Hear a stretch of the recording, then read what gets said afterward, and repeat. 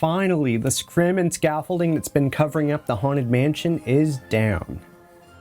Welcome, foolish mortals, to my channel. I'm your ghost host, Steven, and in case you missed it, Disney World this past week just removed all the scrim and scaffolding that's been covering up one of its most iconic attraction facades, the Haunted Mansion. Just for comparison, here's a shot of what the mansion looked like before. The last time it had been refurbished was 2016, so a full decade ago, which consisted mostly of a routine paint touch-up and general maintenance. Here's what the newly revealed mansion looks like now. This update completely harkens back to the original look of the mansion in 1971, with the harsher contrast of the more saturated brick color against the slate gray concrete helping to outline the structure. The cupola at the top is now painted as a patinaed copper, and the conservatory windows are completely refreshed. So with this new update, I thought I'd go through my collection and pull out some pins where the Disney World Haunted Mansion facade is prominently featured. Here's what I pulled. First is the Jumbo e-ticket attraction pin from 2007, limited edition 500. It features hitchhiking ghosts, Phineas and Gus, in front of the gates to the mansion and has an e-ticket plaque on the bottom left-hand corner. The gates hinge open to reveal Mickey, Donald, Goofy, and Pluto standing scared in front of the mansion facade, accented by tombstones, an owl, flying bats, and a moon, and says Walt Disney World at the top. The back of the pin features 4 pin posts with no nubs and says limited edition of 500 e-ticket attraction Haunted Mansion October 1st, 1971, with the 2007 pin trading logo, copyright Disney China. The second pin is of just the facade from a 2004 999 Happy Haunts Ball box set, limited edition 400. It features a pin-on-pin element to make the foreground stand out and features a softer muted color palette. The back of the pin features 2 pin posts, no nubs, and has the 999 Happy Haunts Ball logo, the 2004 pin trading logo, limited to 400, copyright Disney China. The third pin is a jumbo from 2005 and is one of the pins that's been in my collection the longest. It features the 3 hitchhiking ghosts, Phineas, Ezra, and Gus, hitching for a ride in their classic pose in front of the mansion facade. The ghosts are done as a clear stained glass effect, outlined in their classic blue color, and are a pin-on-pin element to stand out from the background. The back of the pin features 2 pin posts, no nubs, the 2005 pin trading logo, copyright Disney China. This is an odd pin to have as an open edition that sold for $20. It seems like it would have been limited edition for how big it is and all the detail that it has. The fourth pin is a Disney Auctions pin featuring the mansion facade that says Walt Disney World on the bottom. It's limited edition of 1000, so slightly bigger edition size, but Disney auction pins are older and now harder to find pins that are very sought after, especially if it still has its original backer card. The back of the pin features 1 pin post with the sharp attached nub. The print stamp on the back is the Disney Auctions logo featuring a gavel.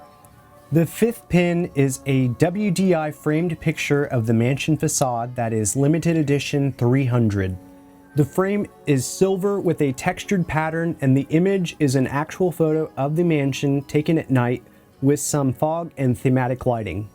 One notable thing about this pin and the set it is from is they are very thin and lightweight and feel like plastic and not the metal that we're used to seeing in pins.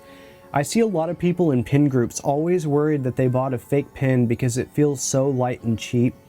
Sadly, that is just how these were made, but they are still nice to look at on a pin board. The back of the pin features 2 pin posts with 1 sharp nub attached at the base and will say Walt Disney Imagineering, Imagineer exclusive, limited edition 300, copyright Disney China.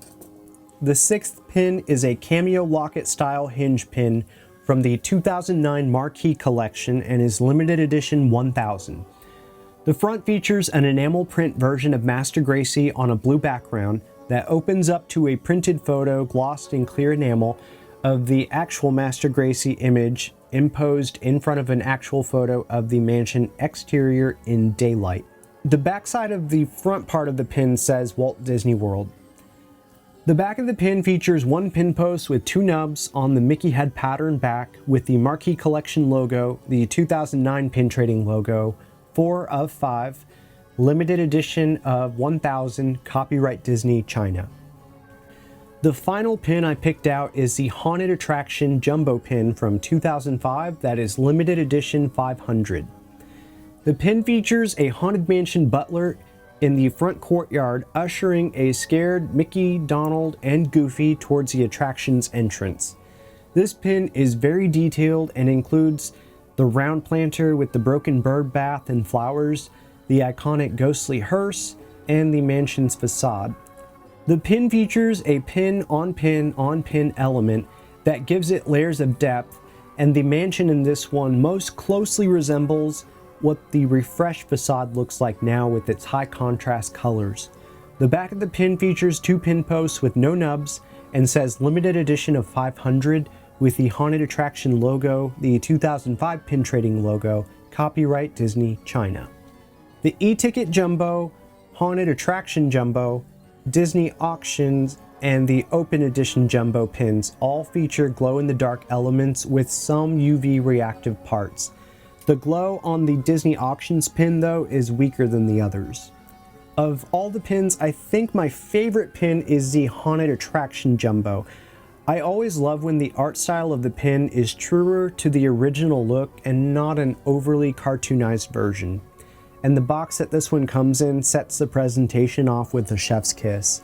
Overall, I'm so happy with how the mansion facade update turned out.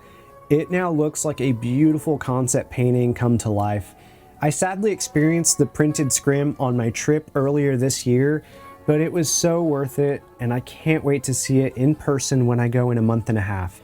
I do hope with the new Cars Land that we may get some new vantage points and photo op spots to get shots of the mansion in ways we weren't able to when the Rivers of America were there. What do you think of the new mansion update? Do you love the new color scheme or prefer the tonal look that we had before? And have any of you gotten to see the mansion in person yet? Let me know in the comments down below.